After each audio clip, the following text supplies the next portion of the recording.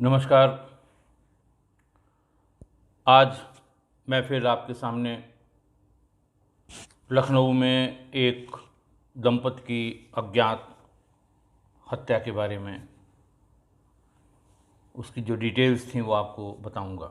मैंने पहले ही कहा कि मैं सिर्फ लखनऊ की अपनी पोस्टिंग के दरमियान जो अज्ञात हत्याएं हुई थीं, जिनमें हत्यारों का कोई पता नहीं था, जिनमें एफआईआर में किसी का नाम नहीं लिखा गया था, किसी को जानकारी नहीं थी, ऐसी हत्याओं में जो खुलासे में समय लगा या खुलासे में जो मेहनत की गई या खुलासे के जो कारण थे उसके बारे में जिक्र कर रहा हूँ। बात 27 जनवरी 2016 की है।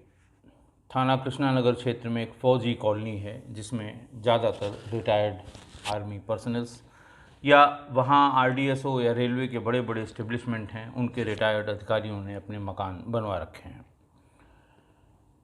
27 जनवरी 2016 को करीब 4 बजे के आसपास सेट पर यह सूचना आई कि वहाँ पर एक दंपति कृष्ण दत्त पांडे उम्र करीबन 72 वर्ष, माधुरी पांडे उम्र करीबन 68 वर्ष, इन दोनों की हत्या हो गई है। मौके पर भीड़ बहुत ज़्यादा है क्योंकि बड़ा कंजस्टेड मोहल्ला है और सभी उसमें रिटायर्ड अधिकारी कर्मचारी रहते हैं। सारे अधिकारी दौड़ के मौके पर पहुँचे, एसपी सिटी भी पहुँचे और बाद में मैं भी देखने गया। आसपास कृष्णदत्त पांडे की आम शोहरत बहुत अच्छी थी, बहुत ही सज्जन और संजीदा व्यक्ति थे। ये भी पता लगा कि ये मूल रूप से बस्ती ज़िले के मुडेरवा के कलवारी गांव के रहने वाले थे।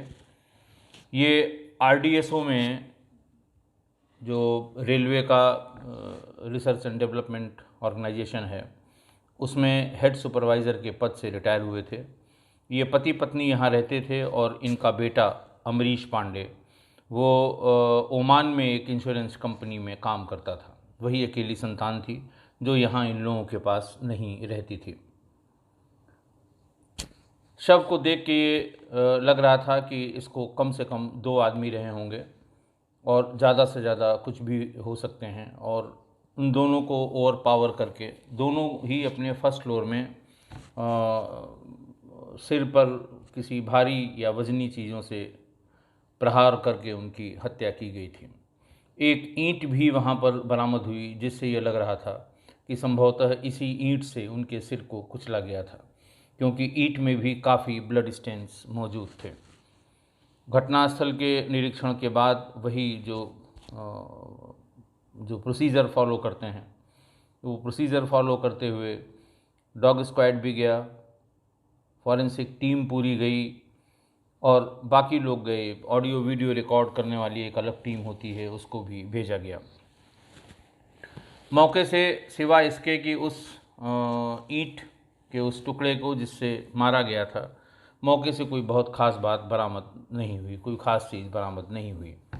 ग्राउंड फ्लोर पर जहाँ ये लोग रहते थे मकान बहुत अच्छा था। बाहर से देखने में तो थोड़ा छोटा सा लगता है, लेकिन भीतर बहुत अच्छी तरह से वो मकान बनवाया गया था। अच्छे बेडरूम, टाइल्स और अच्छे से उसको रखा भी गया था। नीचे जो उनके कमरे थे, उनका अपना कमरा, एक छोटा स्टोर रूम, उसका सारा सामान तहस नहस किया हुआ था। ऐसा लगता था कि मारने के बाद बहुत इत्मीनान से लुटेरों ने उस पूरे घर की खोजबीन की थी और जो कुछ भी रहा होगा वो ले गए। खबर होते होते सुरेंद्र नगर फैज़ाबाद रोड पे, जो वहाँ से थोड़ा दूर है, एक सगी बहन मृतक कृष्णदत्त पांडे की रहती थी। उनको खबर हुई, वो आई और उन्होंने भी देखा। उनसे पूछा गया कि लूट या डकैती जो भी हुई है उसमें क्या क्या इनका गया है। उन्होंने साफ इनकार कर दिया कि मैं बहुत कम आती हूँ और मैं बता नहीं सकती कि कौन सामान कहाँ रखा हुआ था, वो है या नहीं है। बेटे अमरीश को ही इस बात की जानकारी है कि घर में क्या कुछ था और क्या इस समय नहीं है। अमरीश को भी उनके मोबाइल नंबर से खबर की गई। एक मोबाइल तो बदमाश ले गए थे, लेकिन श्रीमती जी का जो मोबाइल था वो वहीं कहीं छूट गया था नीचे, जिसे वो ले नहीं पाए या वो उनको मिला नहीं। उससे बेटे का नंबर पता करके और उसको खबर की गई कि उनके माँ बाप के साथ ये दुर्घटना हो गई है, वो तुरंत चल दें। बेटे ने ये रिक्वेस्ट की कि हमें हमारा वेट किया जाए और कोई जल्दबाजी न की जाए, कुछ एयर टिकट बुक कराने की कुछ समस्या वो बता रहा था। उसको बताया गया कि आप परेशान मत हों, आप जब आ जाएंगे तभी शव अंतिम संस्कार के लिए आपको दिया जाएगा। फिर वही पंचायतनामा हुआ, पोस्टमार्टम के लिए बॉडी भेजी गई और अगले दिन जब उनका बेटा आ गया तो पोस्टमार्टम के बाद उसने अंतिम संस्कार अपने माँ बाप का एक साथ किया।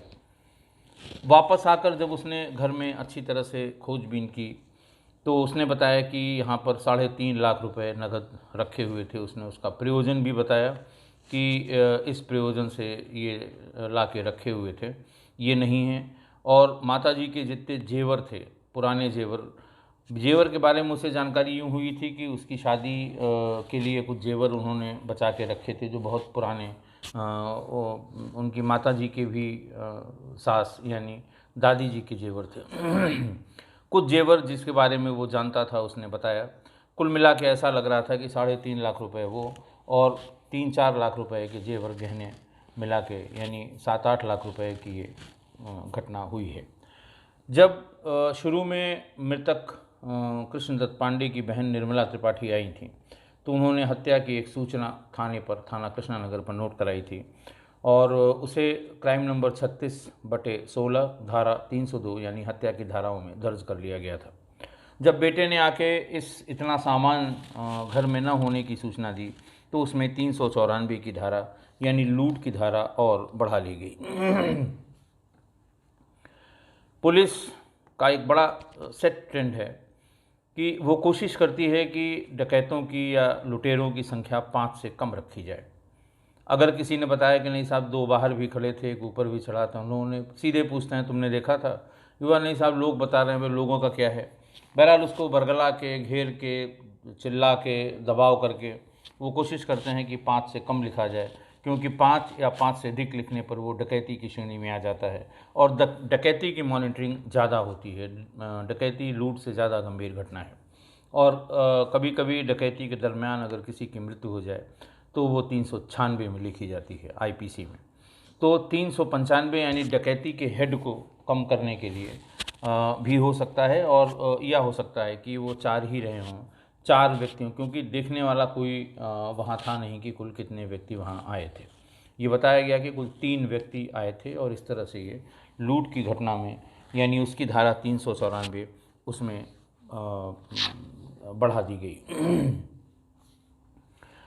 मूल रूप से चूंकि वो बस्ती के मुंडेरवा के रहने वाले थे तो एक टीम तो तत्काल उसी दिन जिस दिन ये घटना हुई थी शाम को बस्ती रवाना कर दी गई, क्योंकि उनकी बहन निर्मला त्रिपाठी ने बताया कि मुझे बहुत सही तो नहीं पता है, लेकिन गांव में कुछ प्रॉपर्टी को लेके चचेरे भाइयों से कुछ विवाद है।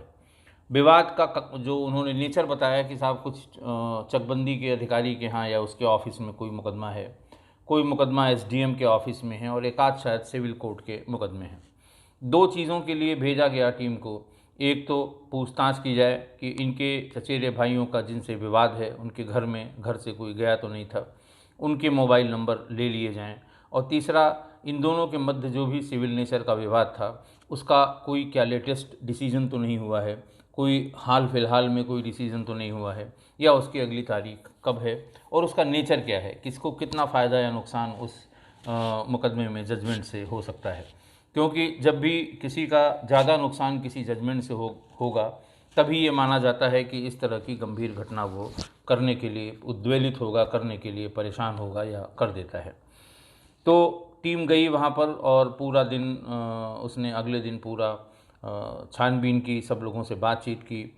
जो रिकॉर्ड थे इनके मुकदमों के, सिविल नेचर के, ज़मीन जायदाद के, मेड़ के, कुछ रजिस्ट्री के, इस तरह के मुकदमे 2-3 मुकदमे थे, उनकी सबकी डिटेल वहाँ से ले आई। और जो यंगस्टर्स थे जिनसे ज़मीन संबंधी विवाद चल रहा था, चाचा और इनके चचेरे भाइयों का कुछ विवाद था, उनको भी वहाँ से उठा लाई, उन्हें भी थाने पर रखा गया, उनसे पूछताछ की गई।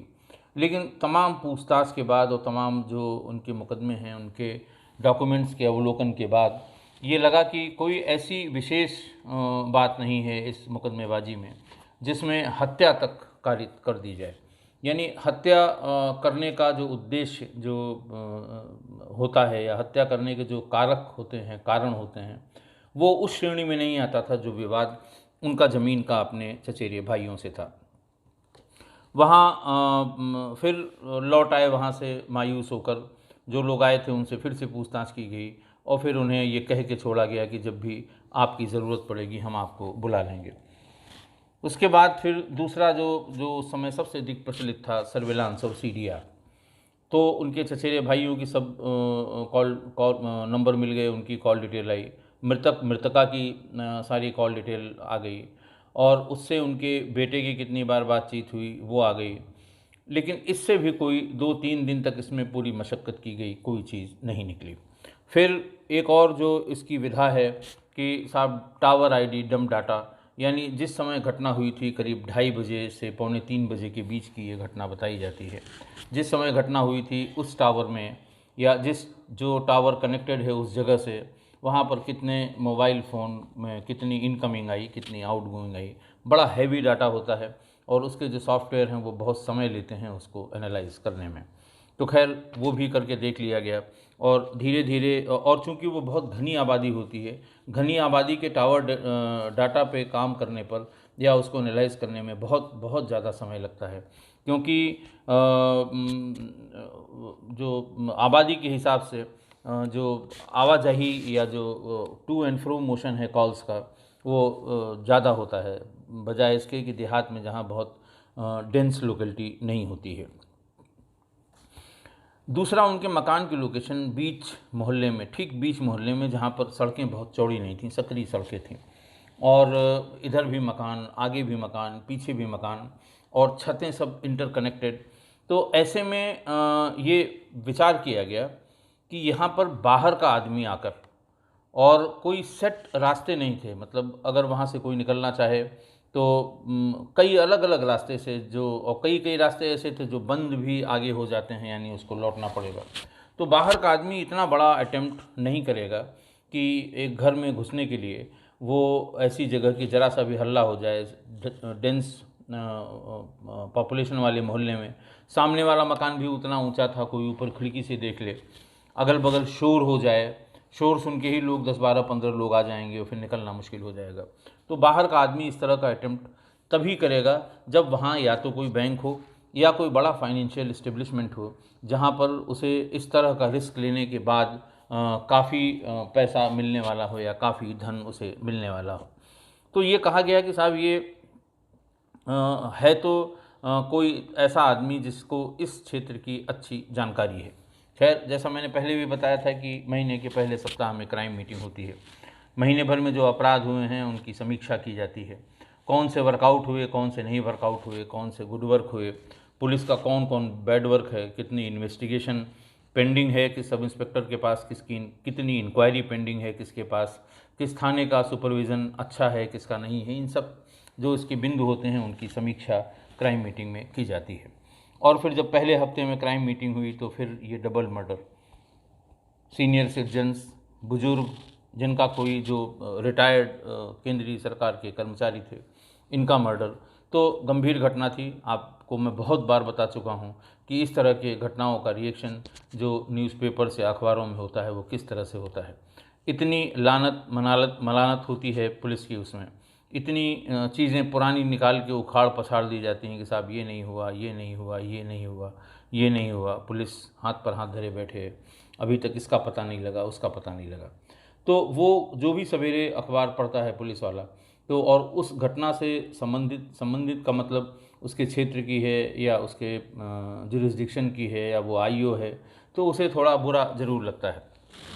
खैर, क्राइम मीटिंग में फिर वही बताया गया, थाना अध्यक्ष खड़े हुए अपने किस्से कहानी के साथ, वो टीम वहाँ भेज दी है, वो टीम वहाँ भेज दी है, 3 दिन में लौटेगी और बस एकदम लीड मिल गई है, अब कुछ ना कुछ सब निकल आएगा। लेकिन जब आप उसको क्रॉस करिए तो फिर वो चुपचाप खड़े हो जाते हैं। किस्सा कहानी तक ही सीमित था उसका जवाब। खैर, उस समय एसपी सिटी को भी कहा गया, सर्किल ऑफिसर को भी कहा गया कि इसको जल्दी इसमें मेहनत करिए, किया गया काम जो अब तक बताया जा रहा है वो पर्याप्त नहीं है जिससे इस केस का या इस घटना का अनावरण किया जाए। शाम को एसपी सिटी ने अपने यहाँ इस डबल मर्डर के इस अपराध के लिए मीटिंग रखी। वहाँ पर काफ़ी डिस्कशन हुआ कि अब तक क्या क्या हुआ, लोग ने अपने अपने तजुर्बे बताए। उसी में एक बुज़ुर्ग और बहुत पुराना सब इंस्पेक्टर था, RM शर्मा, शायद राजे मोहन शर्मा नाम था उनका या राम मोहन शर्मा नाम था, काफ़ी बुज़ुर्ग थे। तो उनसे पूछा गया कि भाई शर्मा जी आप बताओ, आप पुराने आदमी हो, कि क्या हो सकता है इसमें। तो पहले तो उनको लगा कि मेरे से क्या मतलब है, मुझसे क्यों पूछा जा रहा है, लेकिन बाद में उन्होंने तमाम बातें बताई। उनमें से 2 बातें बहुत महत्वपूर्ण थीं। एक तो उन्होंने ये कहा कि साहब पहली बात तो ये मान लीजिए कि ये अपराधी नौसिखिए नहीं थे।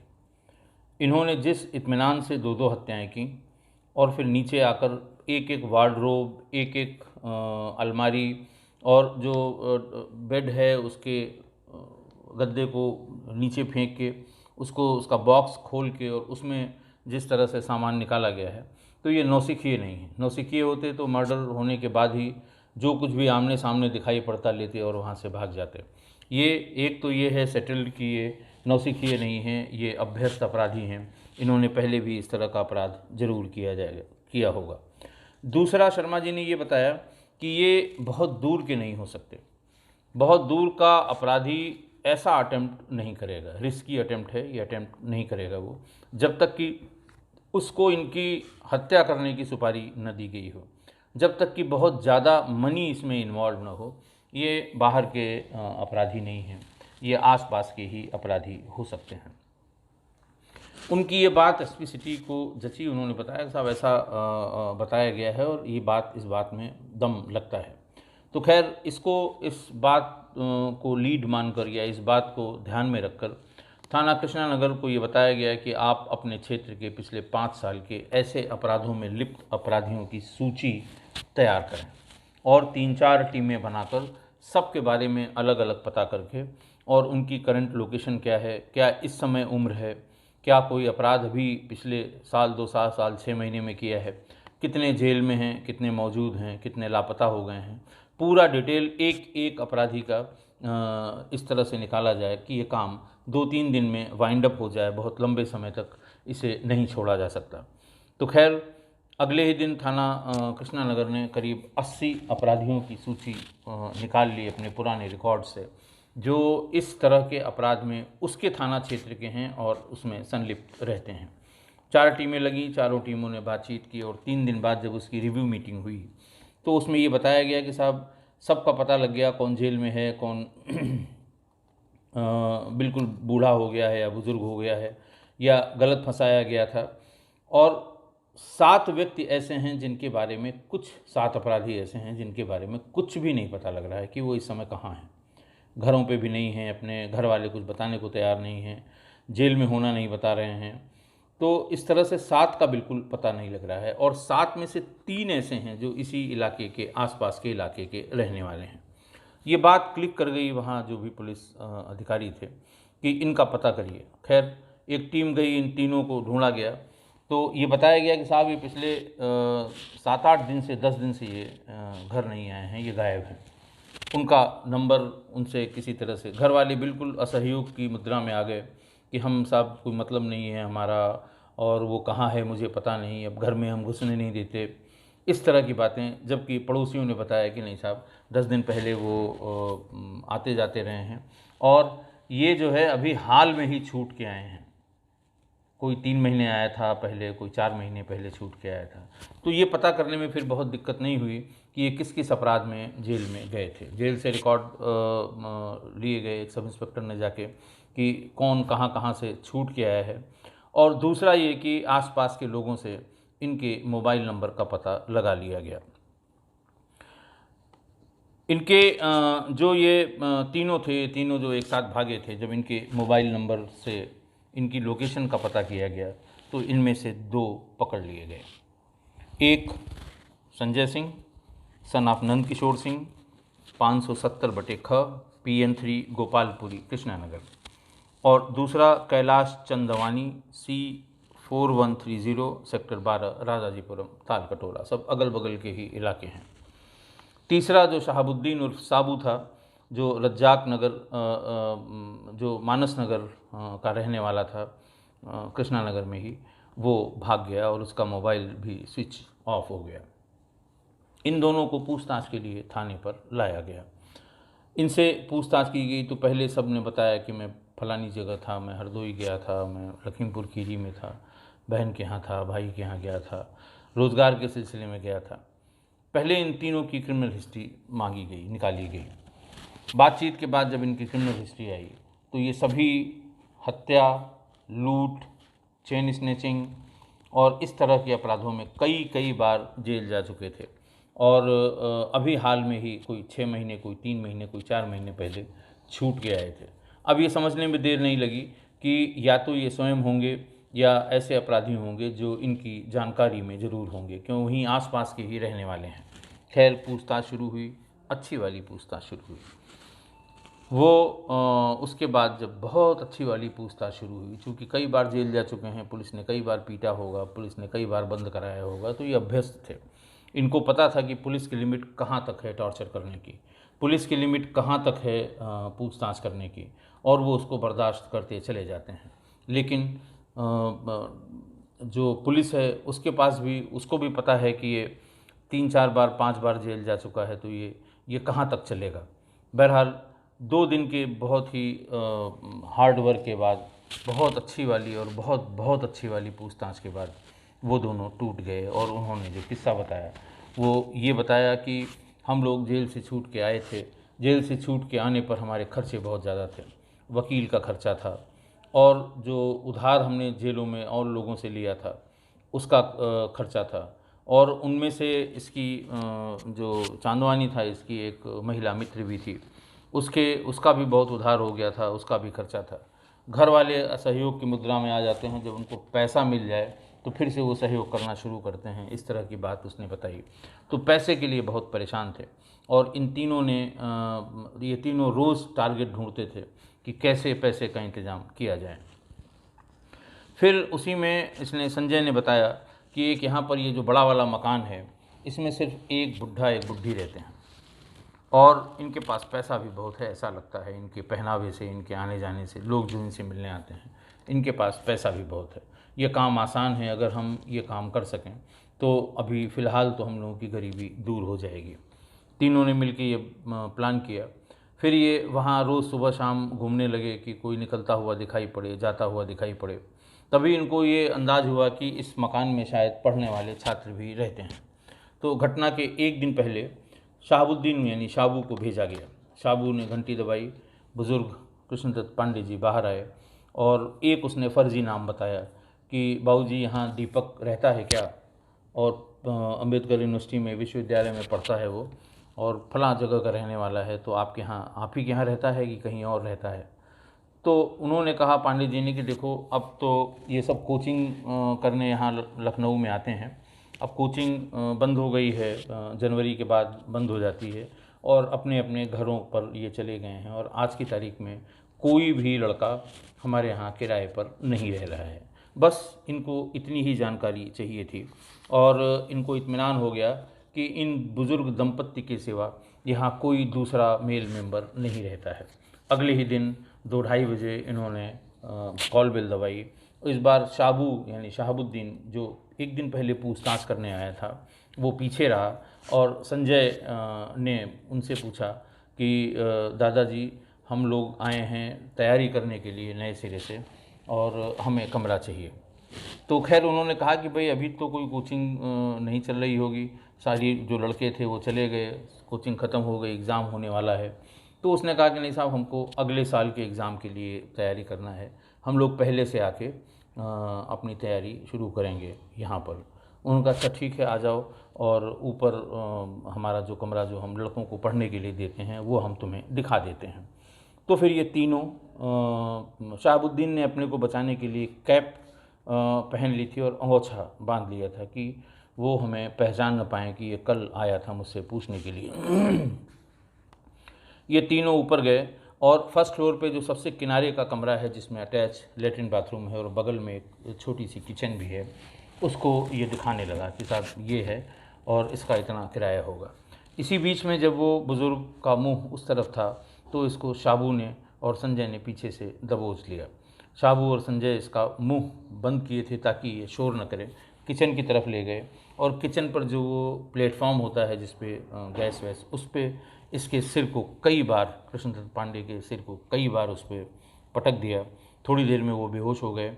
फिर छत पे ही एक ईंट, पूरी या आधी आधी ईंट का टुकड़ा था, उसको लाकर उससे उनका सिर कूच दिया। थोड़ी देर में उनकी मृत्यु हो गई। इस उठा पटक खटपट में नीचे भी आवाज़ गई तो नीचे से महिला, जो बुज़ुर्ग महिला थी, कृष्णदत्त की पत्नी श्रीमती माधुरी पांडे, वो नीचे से चिल्लाने लगे कि तुम लोग क्या खटर पटर ऊपर कर रहे हो।